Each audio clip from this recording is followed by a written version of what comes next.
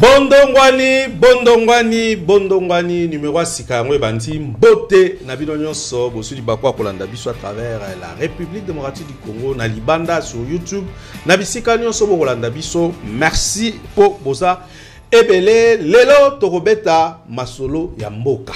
Toyebi ke Makambo Ebele, Kosimba, Penza Malamute, Pemingi Pe Kosimba, Toromera un peu Kosala, Banalise, Na, Bato Maele, Otobengisi, Na Plateau, Nabiso Lelo, pour te partager, te décortiquer actualité politique, Torobanda. La gestion ya ville Kinshasa, est-ce que Gentini Ngobila, Aza Penza et plutôt Daniel Bumba Naloba, Aza vraiment ko sala aux populations, Aza ko zela et pas na moi temps où il y a sali na mutu ya ville, est-ce que a continuer héritage topé politique à Gentini Ngobila ou pas? To a dévié mouké amemi nini apport na eza nini tisikawa na ville à Kinshasa to zonga mouké poto lobela ba lever ya ba humilité d'abord il y a Joseph Kabila ancien chef de l'État à Kosamba toté awa na ekolo et puis situation est et puis to zonga la dossier à Constat Mutamba ba outi ko cédé et pas il y a ba ben rien. Vonde, procureur général à la République près la Cour de cassation. Voilà. Alors, Assemblée nationale, Bakabiye donc, il y a un minito. A comme dans la boca, Bazousi, Barosaranaïne, Barosaranaï, Barosjugé, Barocondamné. En tout cas, tu vois, Maramboango, dissipé. Tous les cinq à plateau, deux invités, il y a Liboso, Maître Beni, Eli, Mbana Liboso, tu as un plateau, il y a Bondongwani, Maître Beni. Mbote na yoza analyste politique proche, il y a pouvoir, Mbote Lissous. Mbote de Quantimos Munduku. Et ça a plaisir, hein? Donc je crois que les Londres dans la Kaki on a roya pour tomber à par rapport à ma oignon sobongisi. Na pesi Mbote na promoter la chaîne, na pesi Mbote na technicien nyoso. Na ba bilingue nyoso na monia ya basi kwa mibali ya kitoko na monia donc na pesi ba Mbote belé. La Pessimbote na ba Congolais tout partout bazouami et particulièrement na ba Oya Est où ont passé un moment les plus difficiles donc tous na bango elongo toutes nos pensées ont tourné vers bango tout ce qui bangote. Je crois que même si l'ancien chef de l'État dans sa aventure na la consultation. Je crois que baza contraire au Kendeme et sa volonté na bangote. Biso toza derrière bango, to soutenir Mukonzambo capacité que Kalaté Guerrero et aussi là. Très bien. Merci beaucoup Maître Beni Eli. Je rappelle que toza en direct na 10e rue télévision Paul Tosua Beta Biloko Mbote na Yonde. Mbote Ndironanga Timos, moi Masina Tongo Rola Tosua Paul, je suis fier d'être encore ici une fois de plus aujourd'hui. Ça je crois c'est la deuxième ou la troisième fois. Na répondre à la il faut tout ça na poa moment porter ce qui sengi. J'ai dit un grand merci à nos téléspectateurs et nous sommes à internet tout bolanda biso, mais j'aimerais bien quand même couper sa Mbote na DG Moko est compétent, DG problématique et à Metelsat. Aujourd'hui que je vous parle, je crois cabinet vice-premier ministre à transport Jean-Pierre Baolananga, dossier Metelsat n'a portango n'a lié à 10 francs moutouté. Mais aujourd'hui que je vous parle, il y a un groupe de députés nationaux. Bazali focalisé pour avoir faiblesse, il y a ministre, il y a DG Metelsat, ou Azali n'a 85 ans déjà, il peut avoir 85 ans, c'est M. Temazo Jérémy Mabé, alors les députés nationaux, M. Balinga Jean-Pierre Mbemate, comme bloc, contacter Bandeko Tanganyika, contacter Bandeko Kalemi, si je ne me trompe pas, Bandeko Lubumbashi, Bandeko Kananga, Bandeko, la province moins belée, où la société, il y a entreprise, on a Metelsat, pour le élément, pour même en Assemblée nationale, pour Jean-Pierre. Ah, Jean-Pierre Bébé. Oui, pourquoi? Parce qu'il garde un monsieur de 85 ans. Les députés, on a pas députés nationaux, on a Moussala. Mais les intambona va tout, on a pas un boulot. Oh. Ah, on a pas un Moussala. Pour nous, on a un député depuis ton. Et du coup, alors, dans un senga, na Jean-Pierre Mbé, bon mec on a plus vite que jamais parce que les députés bazu cop et zalapina mala mingité. Très bien, merci beaucoup. En Assemblée nationale. Ndeko Paul Tosua Bondo Walibandi. Première question, ça vraiment question mais bon, toi même on question. Gestion à Ville à Kinshasa. Hey. Gestion à Ville à Kinshasa. tante toza makele to kalibanda wa Monsieur Baby. zela moi écoute kotamboleza te. Est-ce que mutuna bino botia na tête à ville azo mérité? Merci beaucoup Antimos pour la mutuna. Bon, je peux dire que jusqu'ici ville les autres patogés hein. Et tu n'as pas regretté Ngobila parce que ah bon Bumba jusque là mon réseau seulement et mon anaki a soufflé aza mana pema parce que normalement situation est toujours traversée ville à Kinshasa surtout en ce qui concerne l'embouteillage hein. Et Seigneur qui a pena bureau d'études moi makasi surtout à s'inspirer na oyo lekina bamboka musu bazana ba problème ya ba embouteillage neti ba Tanzanie hein. Ils ont connu des problèmes sérieux et à embouteillage mais ba trouver ba solution et je crois que il fallait quand même à ça l'effort pour que tout s'en sortir dans la situation oyo. Et la question ya mutuna bisoté mais la question eza ce qu'il faut retenir c'est que non mokonzamboka erazozo ordonnance a PCI a signé et ça pour gérer service public à l'État. Objectif est l'intérêt général. C'est-à-dire, question est ça encourager ma BT. Tu comprends? Mais pourquoi quand l'Assemblée provinciale est gardée jusque-là? Il va résulter ça bien. Parce que ils ont quoi dans mon temps, mon compte? Et mon tour, on a essayé de composer en Assemblée provinciale. Vous comprenez? Parce que l'Assemblée provinciale, il y a une initiative, il y a un gouverneur pour bailler pourquoi bouiller, tout bouiller. Vous comprenez? Le chef de l'État, ce n'est pas celui qui a élu Ngobila.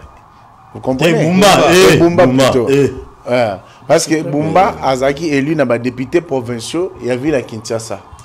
Alors, on va ça qui est mandat on a chance il y a que gérer ville à Kinshasa. On est barotala depuis Azui fonctionne en tant que gouverneur jusqu'ici est-ce que nous faisons bien?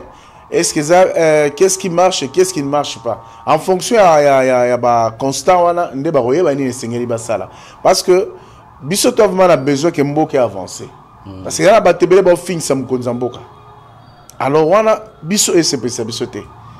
Vous comprenez? Parce que lorsqu'on donne des béquilles et les paroles aux gens pour continuer à critiquer le régime Kofinga Mkonzamboka, ça, c'est pas bon. Donc, c'est pour vous dire que il faut quand même, moi, culture excellence, ces là pour que au bazana ndingisato chance ya ko gérer ba service public à l'état pas la na lengi moins bien pour que population est s'en sorte. Maître Benika kana Kinshasa awa il y a aussi un autre problème ba braquage. D'autres mon ministre intérieur a eu ba serrer la décision moko pona ko un peu ko résoudre la situation mais apparemment ba braquage ko ça les 0 mètre ba bureau à la police. Qu'est-ce qui ne va pas? Est-ce que bon, Toromi peut-être qu'on peut sabato ba ko ba incompétence d'une manière ou d'une autre raison ou comment? Je crois que ça c'est un problème qui est récurrent dans la grande métropole nous soit monde. Hein? Je crois que police dans l'article 15 il y a loi portant organisation fonctionnement il y a police nationale. Police mission est ko sécuriser batuna biloko na bango.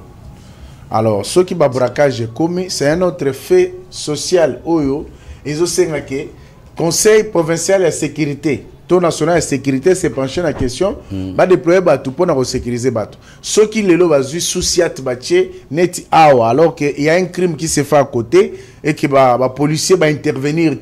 Article 68 il y a code pénal et le bénin non assistance à personne en danger. Hein? Condamnable. Et condamnable, c'est-à-dire en ce moment là, on va poursuivre les policiers oyo, les vandi, les hommes qui mutu o azali faible o aza armé aza menacé na bateau baza armé en ce moment là on va poursuivre la personne pour que disons sali abstention pour intervenir pour subir rigueur à la loi et je crois que tout ça fait partie de la biloko et tout ça là que tu te rappelles je sais pas si on se rappelait épisode za bana mike toko là et ça la phénomène ya ba kulu kangala jango je crois que sécurité s'impliquera pour mettre fin à Babiloko. Mais pourquoi si on est c'est chaque fois qu'on est là, on retombe. Attends, je rappelle Paul, il y a eu des morts à Massina, est-ce que bien on va revenir. Oui, le problème est allé pourquoi toujours réussir. Nous avons un ministre, un vice-premier ministre chargé de l'intérieur, sécurité et décentralisation et affaires coutumières. C'est les patrons et le secteur. Et je crois que la politique sectorielle et Seigneur a des mesures urgentes pour mettre fin à les Kawana. Et nous avons également les commissariats provinciaux et la police. Nous avons le service national des renseignements, l'ANR. Nous avons la CNS. Donc, on va mettre en place la batterie en marche pour mettre fin à la situation. Parce que le peuple a besoin de sentir qu'à Kambami, il y a une sécurité autour. Parce que si les gens ne sont pas sécurisés comme Marocains, ils la passe. Tout à fait. Donc, voilà. Merci beaucoup, Ndeko Beni Eli, Paul Tosoua. Bambouteillage na Kinshasa, na habité Tchango Zararoinda, Ipen, Kouyabo, presque Banzela Nyon surtout mon boulot, gouverneur a tenté que soit décision un peu parallèle, officialité, Yarobimara, n'a pas mis tout cas père, impair, de habiter Sukiwapi, retirer en haut, bazo gelango. Non, la ballon d'essai, ballon d'essai, batiki. Bakisa nango insécurité, braquage partout, presque chaque jour il y a des morts. La police c'est ça, on a Massina, je rappelle, na Mapela, kota ba Saint-Barthélemy, il y a eu mort d'homme, ba kota la Batnandaku, na quartier 3 même et na ba commune Moussoussou. Est-ce que la ville est réellement gérée? La ville est gérée ou pas? Il n'y a pas de problème, beta bilo là. Négotimos, Lelo Oyo, mais c'est le président de la République démocratique du Congo, Félix Antoine Tshisekedi Tshilombo, son excellence, c'est sûr et certain. Mais le service Borolanda, peut-être ça a raison. Monsieur le président regrette Jean-Tini Ngobila.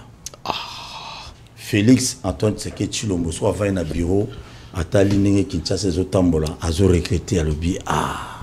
Pourquoi beaucoup c'est là qui Ngobila makambo ebele boye Ngobila pas kokagité to loba peto loba nazo beta loko calmement na matsingo ngoti. Bon ça va. Même maman Marthe les lois ont regretté Jean-Tini Ngobila comme gouverneur.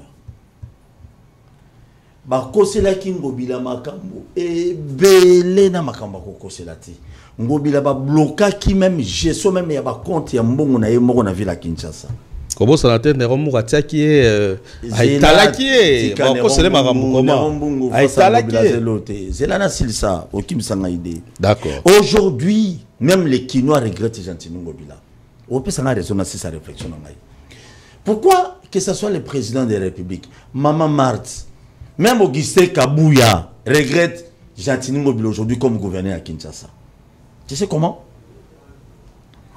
Batali je suis dans la ville à Kinshasa, même dans la célébrité. Et ça, là-bas, on ma passe. À l'époque de Jean-Tini Ngobila Mbaka, tout ce temps qu'il était gouverneur, normalement, le gouvernement central, il faut pas payer ça 2 millions de dollars par mois pour l'assainissement. Il y a ville à Kinshasa. Mais ce n'était pas le cas. Les ennemis, les diables, les nanga, les connaît nanga de Jean-Tini Ngobila. Les connaît les Jean-Tini Ngobila. Oui. Donc, bateau ba yina Ngobila ba linga été. Bateau ba bundisaka à l'époque. En désordre en cascade. On les babim sambongo za prendre intérêt na surtout vivre bien sur la Kinshasa bien fou les alaté. Mais bien que c'est là Ngobila sala ki musala e monanaki personne ne peut nier aujourd'hui. Wana loko liboso. Et loko ya mi balé. Ba pousser mais aujourd'hui que je te parle, pendant que nous sikate, aujourd'hui que je te parle mon cher ami, il semblerait 2 millions de dollars américains, le gouvernement central, contrairement à l'époque, Ngobila Banda Rozoate, mais Ngobila ne méritait rien. Est-ce que Vandara na Hilton, bureau Nezara na Hilton? Wana na évité. Wana ba vi na ye. Te bureau ça comme vite. Bon, wana na évité ngauté. Wana faut tout na bato 10e mérite mais bon. Alors 10e mérite télévision, bino boko yeba. Pour vous approcher, ne bois créditer kuna. Alors, imaginez-vous 2 millions de dollars américains, si le massi, n'est toujours le gouvernement central, bah on peut ça, Daniel Bumba, pour l'assainissement Kinshasa. Maître Elias Zalia, est-ce que Kinshasa est propre? Si réellement, si 2 millions de dollars, et c'est l'État. Même dans le moment où Ngobila Mbouteage, les gens allaient l'obouiter. Loin de là, papa. Vous avez beaucoup d'argent, vous avez contrôlé la bino azate, vous avez gagné la bino azate, vous avez bloqué compte la bino azate, vous avez bunsaka bomba azate. Dis-moi, dans le niveau IDPS, dans la bunsaka bomba, personne. Même dans le niveau union sacrée, vous avez au caméra, au kingan, vous bunsaka bomba. Vous avez azate, vous avez bunsaka. Il y a un ndako, faut bâtir. Non, Kinshasa, c'est à tata à Boumate, ni maman à Boumate, ni à parti politique à Boumate. Permettez-moi de te le dire. Kinshasa, c'est à Boumate. Ils vont partir, Mobutu a fait 32 ans, ils sont partis. Les autres, Mobutu Bonito autant ce soir. Moi, ça me fait mal. Boumba, c'est un gène. Mais, Zoua Bazouli Kanissi, j'ai sali ministre national, Toudou Fouamba. Avant de la management, la stratégie de Doudou Fouamba, il faut débloquer le moins ville à Kinshasa Mbongo pour que notre salle banzela, to réhabiliter, biscuit à Nyonso. Le gouvernement provincial à Kinshasa, tout est la moto, non. Mais là, les travaux sont exécutés dans la belle hôtel de ville. Non, mais non, financement, c'est le gouvernement central. Toi qui m'as dit que tu as dit que tu as dit ça l'analyse. Mais malheureusement, le gouvernement central de Doufamba, malheureusement, les gouvernements provinciaux pour ça, le lengeni faut passer la banzela. Vous ne pouvez pas faire banzela non sur le même moment. Il y a un embouteillage comme na Kinshasa ma case. Bazo ça la pourquoi que mbongo bimi na Kinshasa na recette à bakinois. Oh que c'est faux. Bakanga nzela ou après pour pas fongole on nzela pe sala. Parce que au monde niveau ba ça kana bakinois. On se comprend diko. Siko imagine toi babandi babala oyo babandi 5 balabala na commune moko. Yebisa batu batamona ndé. Banje wana etelemi. Na Gombe. Ici, quand on a Bruxelles, les Alaki, ça fait 1 mois et demi, je crois. Hier la nuit, j'étais là. Il y a une autre cousine, mon boy. On a logé, on a Otilibanda. Mais mon frère, Obi va asphalter quand Mouké, Batigi, Angers, Bongo, Bassel, Bongo, l'autre, Bakei. Mais ça fait peut-être 1 mois et demi. Bumba, après Makamoyo. Au moins, je suis à Bumba. A mérité peut passer na sous humilité na après gestion aux sous immunité après gestion on tire la citoyen lambda à moins que a comme député Abima député Azad député Abima député non si Abima député il député papa ah bon pour ça qui député bon moyen mais du moins mon cher ami biso zo za ba candidat Lukunga ya Abima za bino batu bozola nanga tozo senga bosengi ya moi, nous sommes au ministre. Non, il est quand même ministre. Mais il est qui n'a pas dit. Mais ça va noter. Je m'excuse, j'ai retiré. Ministre d'État, Bozuye. Ça les front à Bavier, mais Bavier va refronter jusqu'au bout. Bon, Boezoa vient à Bissou à Manette, na finance. Ah, Nicolas. Je ne sais pas comment on a attendu à déranger. Toké. Mais aux huit bangognons, les lots, oye manzembo. Nan député national moko. Yo na aluka comment on a aluka famille na baba on émission na. Député mon dossier parcelle. Mais la vaquer est lobby l'Assemblée nationale. La vaquer lui il n'a pas de problème. Tozo c'est la paix que non dossier à Bouma un jour soit le gouverneur Bolande là. Je suis à Kinshasa. Nazo pesa bango conseil chaque jour. Moi j'aime Félix Tshisekedi. Je l'apprécie beaucoup. Mais le moment que Moutouko a Boumba va gérer Kinshasa ma non bête la. Ramener ce bébé. On comprend? Non chité. Quand embouteillage. Il y a braquage non chité non braquage. Quand embouteillage. Tiens embouteillage déjà pourquoi? C'est négligence ce qui a ouvert dessus à Babumba non? Député comme le Géry Lubanzadi. Ok. Lubanzadi. Alors, boulevard Lumumba. Quelques trous cause à la 4 ou 5 trous seulement. Banana Pascal. Si babami ma boulou wana nzela wana ya changu ambuté des asouté. Ba sabilo ndenini. Amouté jami balezo créame awa babumba wana na ba jerofa na bango na ba ministre na bino bazo ça c'est nique na place ba ozoate si comme population baza pressé il y a que les autorités ya mbo na besoin de baza pressé ça c'est normal c'est quoi on peut mis tout ka ba otambola na ba plaque donc carburant ya les ba père c'est dans la tête et Denis na mabulu il s'en fout mais tout kende wapi ndeko ma braquage Bumba chité par là.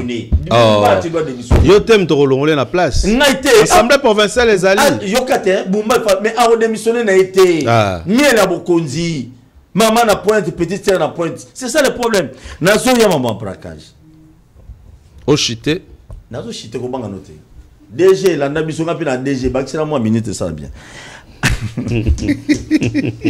Nazo c'est na maman braquage. Moi-même qui te parle ton frère.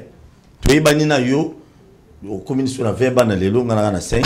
Mais du moins, tu es banina tato, ça fait longtemps. Ma mère biologique, ma molo ba braka joana. To belara makama baninga te to ba pe abiso. Ma mère a été visitée le dimanche à 19h. Ba koti na ndako babi to ebo maman ya Paul Tosua. Ba koti na machette et heureusement que maman zagi na douche na kata ndako. Ba koti cousine na ngai, ba katia plus ou moins 15 pinces na Mukongo. Licheta sika awa 9. Moi c'est oncle oya ko rendre maman na visite na poko wana, ba katia musapi oyo. Mais je te dis, c'est vérifiable. Au qui solo soit disait semblerait, c'est les entourages à ma ministre mon Botondeni. Aujourd'hui matin que je te parle, ton frère, ton confrère, non, vous. Non, il est en voyage. Sa famille biologique, moi si nena bana, baza qui visiter Lelo, ba piller tout yana, ba memi yango. Ah bon? Maître Elio, mutala dit versa monga ba ta pouvoir yo. Azana ba policier tamulaka yemoko. Il était aussi visité na ndakunaye. Il est là. C'est vrai même. Il était visité. Babo maekaka. On se pose maintenant des questions parce que nous sommes les hommes publics. Nous sommes menacés ton midi poko. Tout ça sécurisé pas moutouté. Parce que combien plus faut tout na Kambi ça a changé moi azana fond na sur $1000. Combien plus faut aux autres qui non les qui moi mis ça hier la nuit. Nanda kuna qui colle. Batuma on a tchaba fanda awutika na coin balandi na ba machette. Aujourd'hui encore chez moi la résidence nanga officielle. On a visité encore mes enfants le matin on va fanda on va tkena na pas qui est classe à midi. Des amis na maître Eli tambo benga ngai. J'ai des vidéos.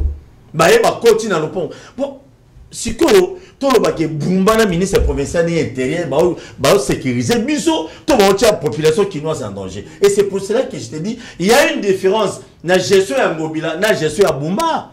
Na gestion ya Bumba Babylone ba braquage ezalaki bo. Braquage est combien peu partout na commune ngana tozalaka. Déjà ba attaquer ba bomi da combien de personnes comme na lundi tu comme lelo vendredi.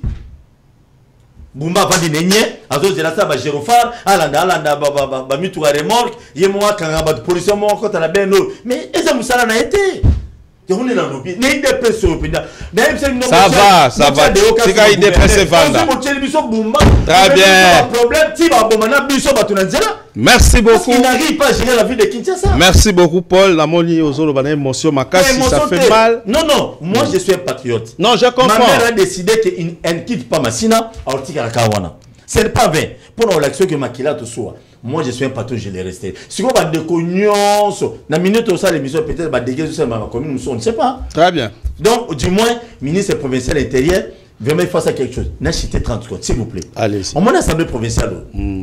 On avait critiqué beaucoup dans le moment de Ngobila. Ngobila qui assemblée provinciale a Godé pour une approche, a tiré l'approche à Sima, l'approche à 20 c'est député Nyos. Si vous avez bien Nyos, vous avez Ngobila, allons. Bozu Bumba, Boché. Oui, c'est biso. Comment l'assemblée provinciale va interpeller Bumba, Tamouko, même pour la 30 secondes d'été. Kinshasa, les Kinois sont déjà électés à la député provincial. Merci beaucoup, Paul. Mais l'Assemblée provinciale à Kinshasa, normalement, le président a bien populaire. Non, ça va, c'est trop fort. C'est trop fort. Kimbanseke, je te rappelle, Kimbanseke, ça fief naïe. Dire que ça a impopulaire, moi je refuse. Écoutez, Paul. Attendez. C'est vrai, on a le besoin l'émotion. C'est vrai qu'insécurité dans la Kinshasa. À ce président de l'Assemblée provinciale, ce n'est pas n'importe qui de Kinshasa. On lance dans ce cas, on lance un appel. Aroyoka, 10e rue serait lobby dans le président de l'Assemblée provinciale à Koyoka. Je rappelle et je lance un appel dans Levimbuta, président de l'Assemblée provinciale, au Téléma, au Landéal Kambotan, l'insécurité. Baromo Boumana Bisso, Baromo menacé, Koko Telabison, Banda, Koundé, de Kwalobia, ça fait un peu mal. Bon, pas un peu, mais ça fait très mal. Donc, il y a déjà victimes. Président de l'Assemblée provinciale, s'il vous plaît, bon, mais sécuriser la population à niveau nyonso, bon, sécuriser ville. Mais du moins, c'est sultan Ngobilate. Ngobile c'est qui est au Bossana aux ongs à péter. Aux ongs à péter, et donc, président de l'Assemblée provinciale, faites quelque chose. Population y a senti Ramon Abino en action. Vous pouvez l'inviter ou soit ministre intérieur. tout mais un peu tout na mituna à travers bino pour que sécurité comme la carte Kinshasa. Je crois que le message est lancé. Lévi Mbuta, honorable président et assemblée provinciale. Alors, maître Béni, tout changer de dossier. Évitez sur le balayé, pas trop les affaires. Parce que ma solo dossier Constant Moutamba. Balongoli ba immunité na ba te belé. J'ai suivi honorable Mayo Lobby à Lobby. Constant Moutamba, c'est un jeune qui est trop précis. Akenda qui vit en besoin trop précis. Est-ce qu'ils ont mérité en gros? Moutoua qui espoir, il y a Kubungi sa justice. Tous les abats compte à rendre, papa na ba finae, ne ba kino baluba. Merci beaucoup. Voilà mon analyse na dossier à Constant Moutamba. Je crois que Constant Moutamba nde batu balobara msusu aza victime ya moi succès nae et puis ya détermination nae ya ko za la bon lieutenant chef de l'état o yazo linga pc ba solution to ba réforme na secteur ou ya justice. Alors Moutamba, pour la petite histoire, Moutamba c'est un jeune ministre assez distingué parce que pour moi j'ai toujours dit tu sais que moi j'analyse sans embâche dans un état d'âme. Ce que je constate de Moutamba c'est quelqu'un parmi tant d'autres ministres dans le gouvernement souminois, c'est quelqu'un qui avant d'être nommé azaï déjà dans souci moroboué azaï déjà dans constat salaki diagnostic à ça qui dans secteur il y a justice. Alors il s'est dit, si jamais dans l'huile, Bakou, il y a un nommé ministre, voilà ce que je vais faire. Et c'est exactement ce qui m'a plu de Paya Moutamba. Mais fort malheureusement, et pas Batoumoussou, c'est mon arrogance, comment dire, populisme hein, de sa part. Alors, Moutamba part d'un constat. Il dit, prison à Liboso, c'est un beau cannabis, et en 1912. Kassavou Bazana est président de la République. Mobutu est président de la République. Voilà pour ça, Makala. Non, je crois. Hein, attends. D'accord, allez-y. On situé. Mouzé Kabila est président de la République. Nani Joseph Kabila est président de la République. Félix c'est pas président de la République. Mais prison à Souka Obayaki Kosala Nambo Cannabis 1941. Donc au monde que Bangonyo sona bazala quitté. Maintenant il s'est dit pour lui que bon dans secteur na justice il faut que Lembo o constituer bilan pour le chef de l'État d'ici 2028 que il peut présenter un secteur à justice. Au moins j'ai réalisé ça. Et ça moi j'aime. Un projet ambitieux. Exactement. Mais alors il fait son projet là. Aïe qu'on défendre dans le conseil des ministres et l'équipe. Maintenant, il fallait que ça la procédure pour noter la comment, bah contraire qu'on signe et tout. Mais fort malheureusement pour lui, il y a ce qui se passe aujourd'hui. Aïe qu'on commet la ministre Ayambo, maman Souminois, pour la autorisation. Mais maman Souminois a respecté le délai. Loi sur les passations de marché et la passation de marché et CPCT. Parce que c'est le bibou que non, il faut herbe comme lié à 10 jours pour nous répondre. Ne ce qu'à répondre, donc ça sous-entend que ils allaient accepter, valider, tacite, voilà. Tacite. Donc voilà le vrai terme. Alors Moutamba son tour a constitué dossier a bandi ko sala a lancé offre nae selon de ongana landaki mais selon Vonde a lancé offre parce que marché salama de gré à gré. Selon Vonde tokoya parce que c'est l'aspect juridique. Oyo ya Vonde oya sengina parce que Vonde constitue un dossier. Vous comprenez? Sur base des éléments où a moniqué l'infraction à détournement est vendue. Ça, c'est selon Vonde. Maintenant, je vous donne d'abord la version de Moutamba. Rapidement, alors. Parce que version Moutamba, a constitué à sali procédure à tali entreprise à Liboso. Parce qu'à l'obib, selon lui, que elle va ça à la prison, beaucoup l'ensemble a appel d'offres réguliers. Parce que, quand on a domaine de sécurité, on ne peut pas connaître charpente, il y a prison, il y a secret, selon lui, raison avancée qui y a moi. Alors, à ce titre-là, avec ça, la offre, pour pas autoriser à signer, ni marché à degré à gré. Mais réponse, le quoi, il a quitté à ça, les procédures.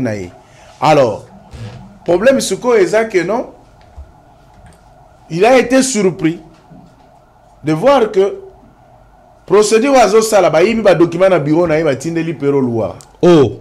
Mais dénonciation ba na Pero Louara wa zali poison rwandais. Wa zali nani porte-parole ya moko ba porte-parole communicateur ya Nanga M23 et consort ya Kagame et Kabila et consort. C'est lui qui fait la dénonciation. Pendant qu'il fait la dénonciation, curieusement, AG Kisula Wazali numéro 1 à Senaref, il est passé le constat qu'il y aurait mouvement na compte. Oyo, il y a eu effectivement mouvement. Mais bon, moi je ne confirme rien. Je vous donne les faits. D'accord. Pour la comment la conclusion autoropéenne. Alors, Eria Sali mouvement a tout a comme le premier ministre oh, mais namoni est-ce que autorisé ministre de la justice à ça va transfert en bon na compte.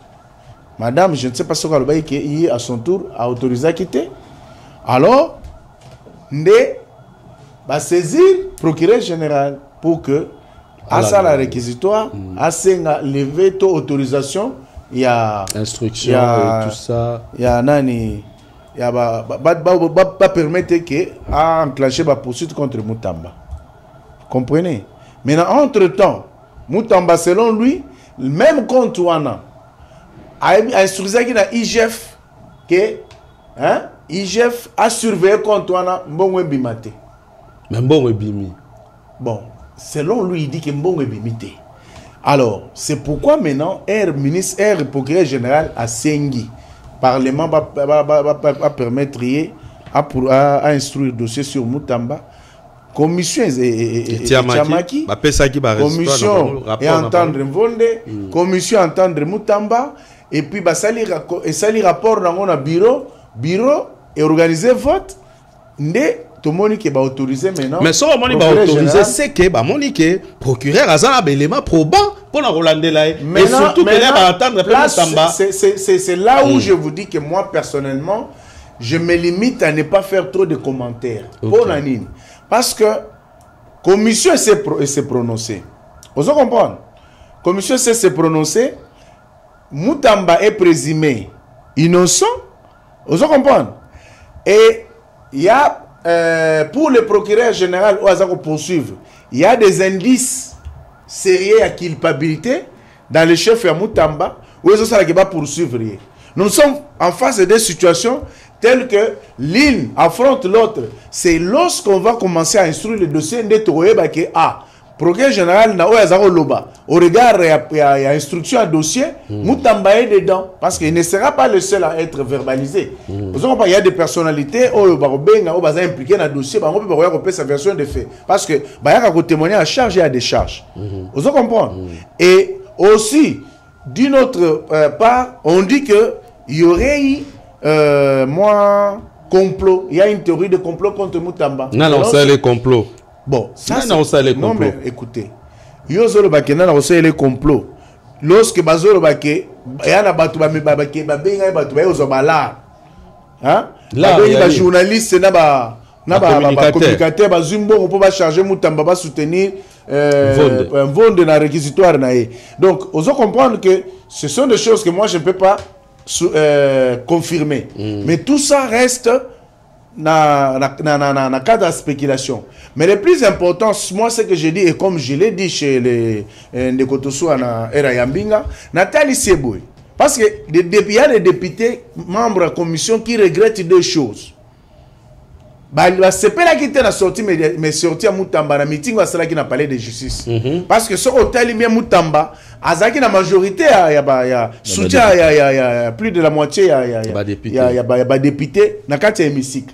Mais on a se va au que ba livré par à propos mon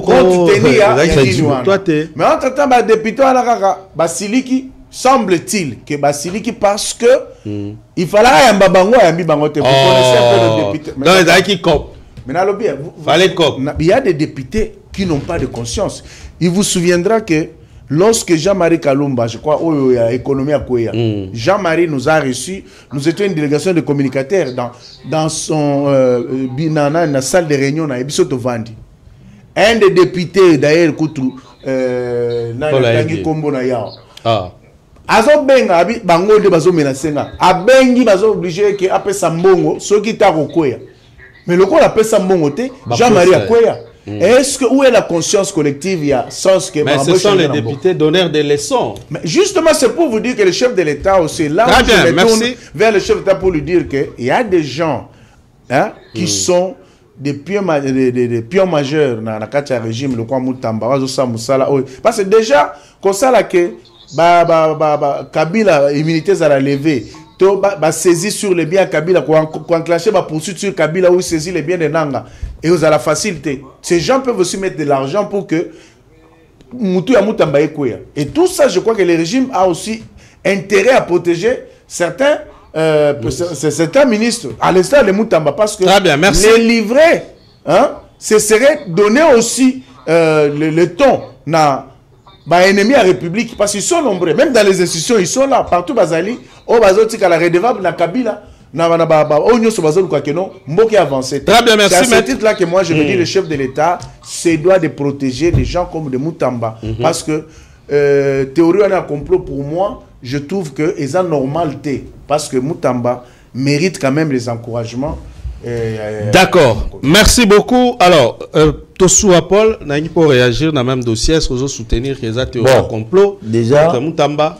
Déjà, dans l'inara le Bamingité, mais quand nous avons l'émission, nous avons vu Kebakuna, nous avons vu audio, conversation à ministre Moutamba il y a 5 minutes et 45. Voilà. Tout ça.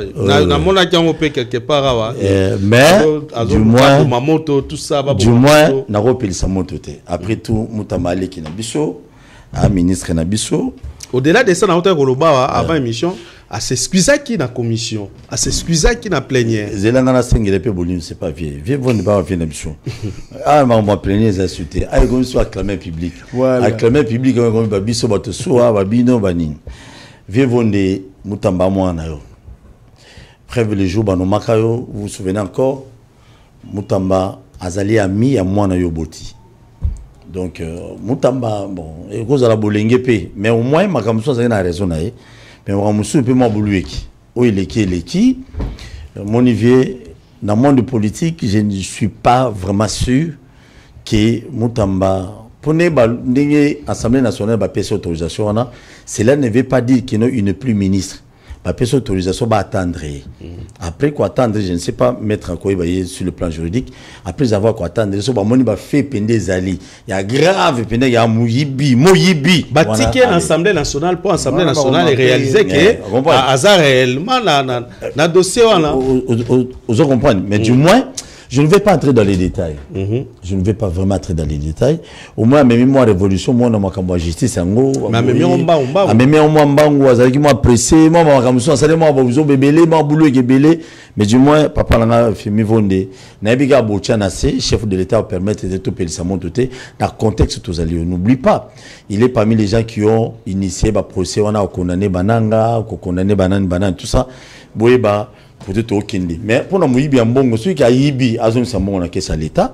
Si réellement, est-ce que Simbi Mbongo, c'est ça aussi un autre. Et on a tout évité. Bon, vous allez revendre la politicien va habiter télévision ma solo na téléphone, boy tout ça. Mais du moins, nga papa, vous avez papa na biso sur na sengeli Moutamba Mbote. Nga na sengeli bolimbisi. Na bignon so peut-être de bino bozo reprocher ga sali mabe. Pour ça on bien commenter dans commentaire. Mais on entend comme yo soko lingo mais ma justice na non, pas des mesures. Zela. Yo sengeli pas to justice ne pas. Pour la ebi que non va qui est tellement glissant. Oh, voulou pas Moutamba gagner liboso vivondité. Bon to longo la vonde, to longo la fimi vonde. To tia justice congolaise. Donc to longo li vonde to tia justice. Donc Moutamba gagner devant justice. Vous comprenez? Mais on a le ça à commettre des infractions. Il faut répondre des et des deux aussi, dans le Sénapé, dans la première ministre qui t'a naissé. Ne cherchez pas à régler des comptes dans le ministre, aux aliments du gouvernement, dans le canal à Batouté. Si vous allez frapper ici là. Tous à la claire, il sentait l'odeur, il y a détournement. Ça va.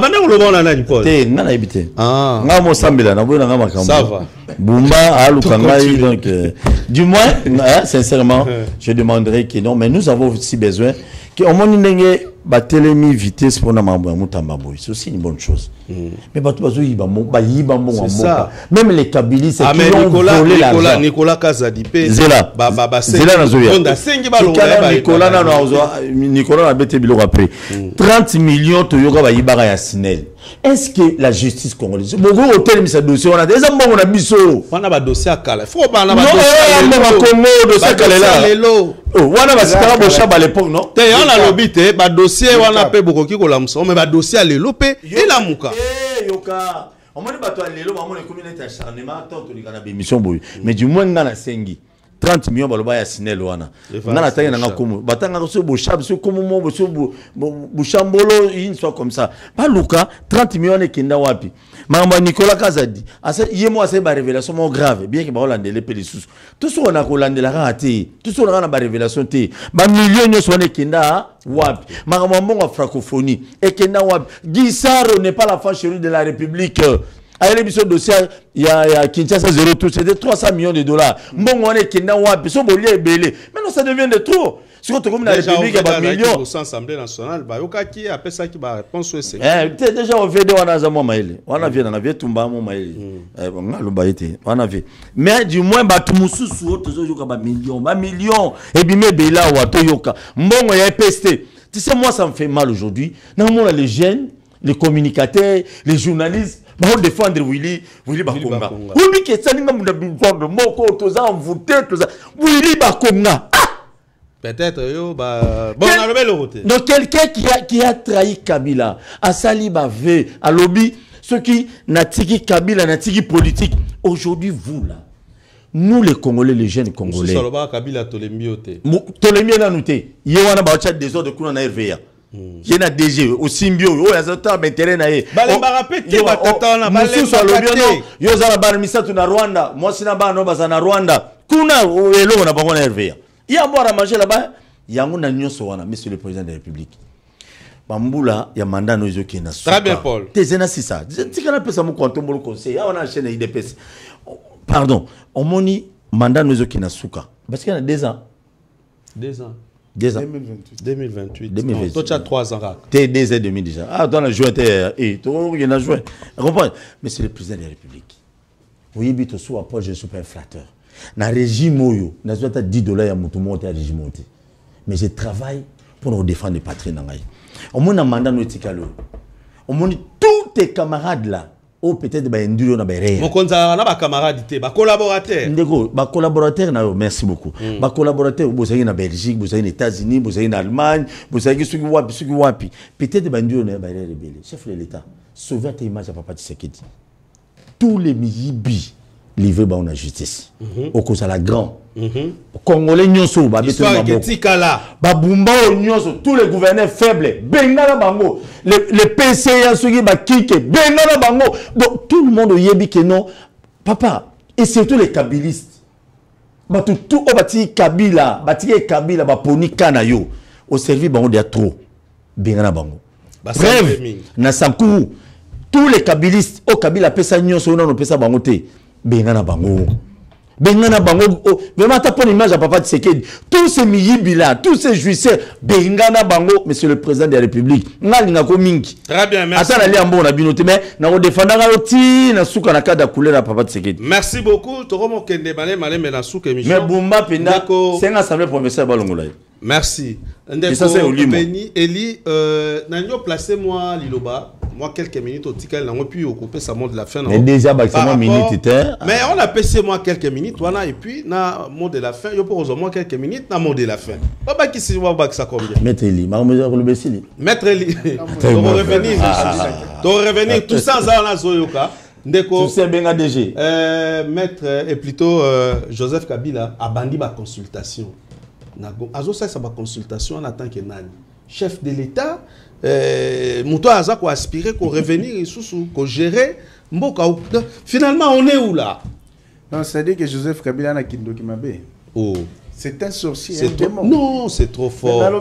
C'est trop fort. Joseph Kabila a géré. Aza papa Batou, c'est un père de famille hein. Nalobi boye. Joseph Kabila n'a qu'une documenté. Oh. Bandoki Bandoki, père de famille Aza Batou ba mon l'État. Kabila a dirigé mboka pendant 18 ans. Kabila Tshisekedi a lancé, disons, lorsque Balança qui débat sur le changement de la constitution, Kabila télémaki. Aïbse ba peuple que non, ngaïnde na défenda constitution nangamoko et il faut tout ça. Donc c'est-à-dire que lorsque Kabila s'attaque à l'ordre établi dans Mboka, c'est-à-dire il viole la constitution. Oya lobi yemoko à défendre qui. Vous comprenez? Kabila fait 18 ans. Kabila a créé plus de 100 groupes armés dans l'Est de Mboka. Lorsque Tshisekedi a eu pouvoir, Kabila espérait que Tshisekedi s'inscrit dans la logique qu'il y a, que non, Est est à l'état dans un état. Il était surpris que Tshisekedi a installé l'état de siège et neutralisé Mambébélé Oyo yé à Salaki, au Bachaki en place. Kagame ne savait plus respirer et comme on a un pouvoir, c'est-à-dire. Et puis, entre-temps, même dans le discours, non, j'ai cédé mon pouvoir. C'est comme si ils avaient maman, est-ce que Congo a régime? Il représentait les pouvoirs en place. Non, mais il représentait les pouvoirs. Article 70 de la Constitution et lobby. Le mandat du chef de l'État est de 7 ans et 5 ans, une fois renouvelable. Mais Kabila a exercé de 18 ans mais à la tête du pays. Transition, il cherchait à rassembler tout le monde autour d'une table, à fédérer Bango. Un président qui a réussi, il y a 5 Sabatunions sont partagés le pouvoir. Bon. Mais on a vice-président Kabila n'a exécuté le plan de la Belgique et de la communauté internationale. Oyo basala qui plan la balkanisation bokanabiso. Il y a 30 ans, c'est trop. Dégagez, monsieur. Et tous les systèmes vous avez checké en place. Nous avons occasionné plus de 18 millions de morts. Nous avons occasionné plus de 7 millions de déplacés dans des conditions inhumaines. Nous avons plus de 700 mamans, 500 000 mamans, 700 000 mamans violées. Les lopans ne sont pas orphelins. Kabila a fait des sorties médiatiques à Bimia. Est-ce qu'il a regretté? Est-ce qu'il a compassion pour la population Est? Non. C'est-à-dire que Kabila, pour lui, il se considère, en lançant les consultations, il se considère comme étant le chef de l'État. Parce que plan na bango ya linini, le quoi Goma Bukavu c'est quoi bakende bazo kisanga baketi na katanga pas déclarer un État dans un État indépendant. Mais il y a un autre monde que non. Le peuple congolais aujourd'hui doit être fier d'avoir Tshisekedi comme président de la République. Parce que le combat de Tshisekedi, ce n'est pas le combat de sa famille, de sa femme et de ses enfants, de son père, de sa mère, non. De ses oncles et tantes, non. Mais Azo Bunda, justement pour que la partie Est retrouve bon somme nango. Vous comprenez? Tout ça, on le voit, Kabila, le PPRD, Basali Boye, Babere Rouge, Balimois, mais Balobiso Baïbi Mbonda. Kotu na te ki wapi mukolo ko beta boye ba ga place mais ba jeune nyonso na bango na bazaki na nanga na FC M23 hein Eric Kubawa de Nosaka Saïba et tout ça momoni Saïba au côté patient Saïba au côté à Kabila. Donc c'est pour vous dire Kikaya et les autres. Kikaya et tous ces monde ce sont des traîtres. Donc c'est pour vous dire que Kabila n'a jamais aimé le Congo, il n'a jamais aimé les Congolais, mais son problème c'était s'enrichir parce qu'il n'a pas bota caoutchouc. Lelo Kabila est devenu multimilliardaire. Sa fortune à Kabila ici en RDC c'est estimé à plus de 15 milliards de dollars. Sur au sanction au Liban c'est plus de 30 milliards de dollars. Donc c'est pour vous dire que Lelo comme mission na ezaki ya ko dédouaner Kabila parce que par rapport aux Nations Unies il y a ba organisation régionale sous-régionale ba ONG internationale et là qui c'est que Rwanda a agressé RDC à travers son levier au ezali M23 mais Kabila era moni que tout signé deal d'américain Rwanda asphyxié mais ne sachant quoi faire il lui demande c'est le temps maintenant pour toi de s'assumer au Bima comme responsable numéro 1 mot de la fin numéro 1 à M23 mot de la fin il y a un Moni Kabila s'assumer à Bimikuna donc il est sécurisé par M23 Aza Koko ça ba consultation en quelle qualité donc mot de la fin c'est que peuple congolais il est grand temps de comprendre que ce qui nous unit peut être plus fort que ce qui divise Bisso. Parce que l'essence du patriotisme et c'est là qu'on déterminer biso face à notre avenir et à l'avenir de nos enfants et nos enfants futurs. Merci. Parce que les lois des abois, ceux qui t'habitent aussi à Kabila, qui acceptaient Kabila, c'est accepter que les Rwanda est sous Konzabiso. 30 ans, c'est trop. Merci beaucoup. Il est grand temps que Kabila et tous ces aïeux va dégager. Et qui dégage. Merci, Maître Béni. Eli, Paul Tosoua, réaction par rapport à la consultation. Bon. Il y a Joseph Kabila et puis mot de la fin. Non? Depuis le 26, dans Goma, j'ai suivi vraiment beaucoup d'émissions, beaucoup d'éléments dans les réseaux sociaux, comment ça maintenant. Là, je ne suis pas d'accord. Parce que Bisso n'a prôné Kimia, n'a patriotisme, n'a panafricanisme. Mais Kabila Kuna était un trouble dans le depuis le 26. Non, depuis le 25 d'ailleurs. Je réfléchissais à Kabila qui Kuna. Atika Moumimo Boukuna na Boumwana. Il est congolais, Azar, toi, au ventre de dans le contexte, toi, dans le loi Timos. Kokende Kuna ya Kabila ya bien té. Peu importe. Azar, ba calcul à ma bé. Ngana yesu gona zongi pas président Félix. Ngana takaikaka. Monsieur le président de la République. Oui, bisaka, c'est sûr et certain. Goma ekoyandeni na contexte nini Goma ekoyaka. Banani batraisaka biso pour que Goma ekoya. Très belle question. Ezali batu, il faut te pendre. Mais parce que ce qui Joseph Kabila lelo, azu courage à chama colonie na Goma lelo. Peu importe quelle intelligence soit lesquels, c'est parce qu'il y avait un groupe de gens peut-être ou ba permettre que non qu'on ait nanga kota wapi na Goma pas banako boma ko violer bande kona biso o ba sala la politique té o ba yebata couleur la drapeau politique té ba la tata longi ya politicien mon côté ni ya candidat mon côté. Du moins monsieur le président de la République toujours quoi attaquer tout kangananga tout ça là tout kangana ni Nicolas Kazadi c'est une bonne chose aux amants souveraineté à l'état. Du moins monsieur le président ceux qui sont généraux dans la catacombe, ceux qui sont politiciens, ceux qui sont soi-disant notables, ceux qui sont soi-disant ceux qui sont poids politique et union sacrée, ceux qui sont kati, ce sont déjà bokangela biso bango, boyko pandre bango. Ce que ça là, monsieur le président de la République. Actualité à Joseph Kabila na Goma aussi là. So bokangela biso bato o ba permettre que Goma koya, sud qui veut koya, bokangi bango, ndolote. Pendaison. Ndolo babima. Ndolo régime ne aussi après 3 ans qui. Bajona bazo il a les mêmes bêtises. To pendre bango. Ata mundela konda oh babomi mutu boy. Bakulo ba kata biso ba macheta wati. Bon ça biso mabe mais pourquoi pas biso pe bat. Vous savez il y a combien je crois 18 000 Congolais déjà ba koufi na Goma. C'est qui vous nous nazo bâti combien. Nous au total toro qui est déjà bon, je comment dire, 30 quelques mille Congolais, Bakoufi, non, ça m'a boy. Monsieur le président de la République, petit no porte soit le bien, ce qui moi Isali. Bon, quand on a bâton, bobo mabangwa. De même aussi, on s'est ngapé. Bâtonnier sur Baïba Mbongo à l'État. J'ai la ligne à l'Obaki à tout le monde, ndoki tout ça. Oya, yépé, sous-souan, Nigef. Toi, c'est là, ngana zéro na virage. Surtout, sur la dénonciation TV. Non, viens, on a remplacé à Linguette. Vraiment remettre ma bilan dans le vide, pendant avec beaucoup de respect.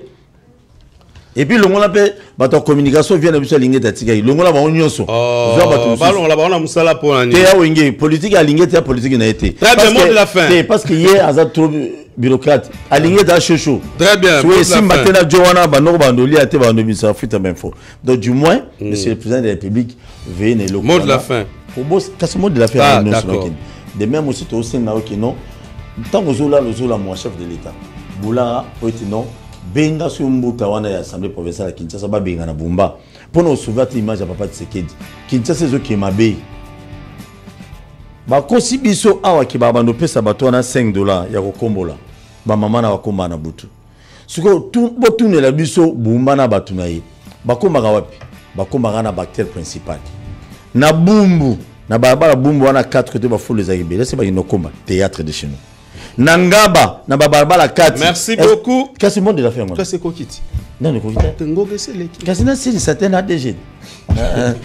nangaba ozie pas na yemoro et pas na ngamona masina baba la carte bako monsieur le président bazoko sayo mbongo ya assainissement na tuna bango ikendanga wapi baliaka mbongo nini. Il y a un monsieur qui m'a dit d'ailleurs on il y a un ministre provincial il me dit on a pas proposé na même ONG na pour na assainissement na boyi mais où beaucoup mais la Congo boulon venir donc Kinshasa ça IDP saute Kinshasa ça et ça tata bomba maman bomba. Parce que la façon dont vous gérez mal. Chatini Ngobila, na singeli bakino non so pardon. Bomba décevoir. Maman Marthe, papa tseke dans sa mabeli. Discours on a été fait sur au Karote. Tetika e yoka. Très bien. Non na loba. Pardon. Oh merci. Papa tseke bimela bomba la butu. Merci beaucoup Décopole. Merci beaucoup émission Komina Souka. Merci l'équipe technique Toussaint Loubaki, Amoros, Andemia. Ah, il n'y a pas de problème. Ils sont Loubaki ont déjà dit. Mais monsieur ici. Merci dans Décopole Tosoua. Merci na maître Benieli. En tout cas, émission ici, tu écoutes un moukoulé.